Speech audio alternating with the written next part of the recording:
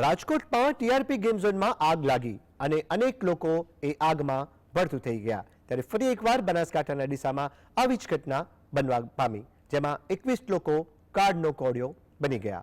ગેરકાયદેસર ફટાકડાની ફેક્ટરીમાં પ્રચંડ વિસ્ફોટ અને ત્યારબાદ લાગેલી આગના કારણે આ સમગ્ર ફેક્ટરીમાં જે જમીનદોસ્ત થઈ ગઈ હતી। પોલીસે આ મામલે 2 આરોપીની ધરપકડ કરી વધુ તપાસ હાથ ધરી છે। ડીસામાં આગથી મોતનું તાંડવ, ફટાકડાની ફેક્ટરીમાં વિસ્ફોટથી મજૂરોના મોત। દીપક ટ્રેડર્સ નામની ફેક્ટરીમાં થયો પ્રચંડ ધડાકો, ફેક્ટરીમાં કામ કરતા મજૂરો થયા ભડથું। બનાસકાંઠા જિલ્લાના ડીસાના જીઆઈડીસી વિસ્તારમાં ઢુવા રોડ પર ફટાકડા બનાવતી દીપક ટ્રેડર્સ નામની ફેક્ટરીમાં અચાનક જ ધડાકો થયો અને ભીષણ આગ ફાટી નીકળી। આ ઘટનાની જાણ થતાં ડીસા નગરપાલિકાના ફાયર ફાઇટર 108 એમ્બ્યુલન્સ તાત્કાલિક ઘટના સ્થળે પહોંચી આગ પર કાબુ મેળવ્યા બાદ એસડીઆરએફની ટીમે રેસ્ક્યુની કામગીરી હાથ ધરી। આ ઘટના એટલી ભયાનક હતી કે બોઇલર ફાટતા જ આખું આરસીસીનું સ્ટ્રક્ચર તૂટી ગયું। અંદર રહેતા તમામ લોકો કાટમાળમાં દટાઈ ગયા। બચાવ કામગીરીમાં કાટમાળમાંથી મજૂરોના મૃતદેહ હાથ લાગ્યા। ત્યાં અચાનક જ આગ લાગી જતા એક વિસ્ફોટ થયો છે અને એમાં કેટલાક લોકો છે જે લોકોને સ્લેબ ધરાશયી થવાથી એ લોકો નીચે દટાવી ગયા છે। આ ઘટનાની જાણ થતાં જ તુરંત જે અમારી લોકલ પોલીસ, અમારી એલસીબી બ્રાન્ચ અને સાથે સાથે ડીવાયએસપી ડીસા જે તાત્કાલિક ઘટના સ્થળે પહોંચી જાય છે અને બચાવની કામગીરી એડમિનિસ્ટ્રેટિવ તંત્રની સાથે રહીને તાત્કાલિક જ હાથ ધરવામાં આવે છે। જે લોકોની તબિયત સારી હતી કે બચાવી શકાય તે લોકોને તાત્કાલિક જ હોસ્પિટલ ખાતે મોકલી દેવામાં આવે છે અને ત્યારબાદ જે છે એ જેસીબી અને બધી વસ્તુ લઈ આવી અને સ્લેબને ઊંચો કરી અને બચાવની કામગીરી પણ હાથ ધરવામાં આવેલી છે। પ્રચંડ વિસ્ફોટથી 200 મીટર દૂર ફેલાયો કાટમાળ, વિસ્ફોટથી હવામાં ઉડ્યા માનવ અંગો। શ્રમિકોને બચવાની કે ભાગવાની પણ તક ન મળી। આગ એટલી ઝડપથી ફેલાઈ કે ત્યાં કામ કરી રહેલા શ્રમિકોને ભાગવાની કે બચવાની કોઈ પણ તક ન મળી। ગોડાઉન ધરાશાયી થતાં 200 મીટર દૂર સુધી કાટમાળ ફેલાઈ ગયો અને મજૂરોના માનવ અંગો પણ દૂર સુધી ફેંકાયા હતા। આ દુર્ઘટનામાં મૃત્યુ પામેલા લોકો મધ્યપ્રદેશના રહેવાસી છે। મજૂરી કામ માટે તેઓ ગુજરાત આવ્યા હતા। ફટાકડા બનાવવાનું કામ કરતા હતા।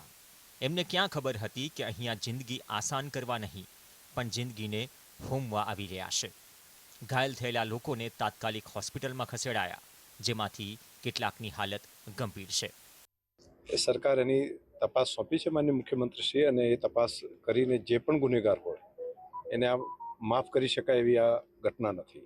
આ બહુ દુર્ભાગ્યપૂર્ણ ઘટના છે અને નિર્દોષ લોકોએ કઈ રીતે એને જાન ગુમાવ્યા એની ડિટેલ તપાસનું આવશે ત્યારે ધ્યાન ઉપર આવશે, પરંતુ મજૂરી કરતા લોકો, એવા ગરીબ લોકોએ જાન ગુમાવ્યા છે। વિસ્ફોટ અને આગની દુર્ઘટના દીપક ટ્રેડર્સ નામની ફેક્ટરીમાં બની, જે દીપક સિંધી અને ખૂબચંદ સિંધી નામના વ્યક્તિની છે। દીપક સિંધી ફટાકડાનો હોલસેલનો વેપારી હોવાનું જાણવા મળ્યું છે। ફેક્ટરીના માલિકે માત્ર ફટાકડા વેચવાની જ મંજૂરી મેળવી હતી।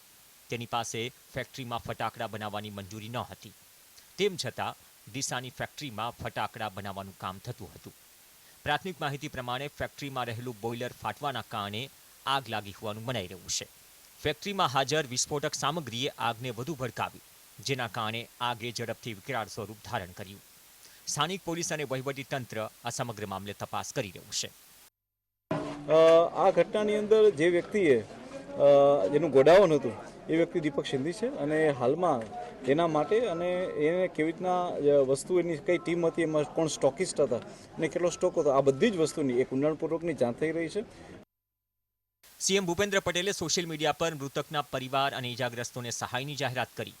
રાજ્ય સરકાર મૃતકોના પરિવારજનોને ₹4 લાખ અને ઇજાગ્રસ્તોને ₹50,000ની સહાય કરશે। પ્રાથમિક અનુમાન પ્રમાણે ફેક્ટરીમાં ફાયર સેફ્ટીના સાધનોનો સંપૂર્ણ અભાવ હતો અને બંધ એક્ઝિટ ગેટના કારણે આ દુર્ઘટના વધુ ભયાવહ બની। ફેક્ટરીમાં ફાયરના સાધનો ન હોવા એક ગંભીર ચૂક છે, જે સીધી સરકારના નબળા નિરીક્ષણને દર્શાવે છે। એક્ઝિટ ગેટ બંધ હોવાથી શ્રમિકોને બચાવવાનો કોઈ રસ્તો ન મળ્યો અને બચવાનો પણ નહીં, અને આવી જ લાપરવાહીએ તેમના જીવ લઈ લીધા। સરકારે આવી ફેક્ટરીઓ પર નજર રાખી હોત તો આજે આ દિવસ જોવાનો વારો ન આવ્યો હોત। બનાસકાંઠાથી ધ્રુવ પરમાર સાથે બ્યુરો રિપોર્ટ, જીએસટીવી।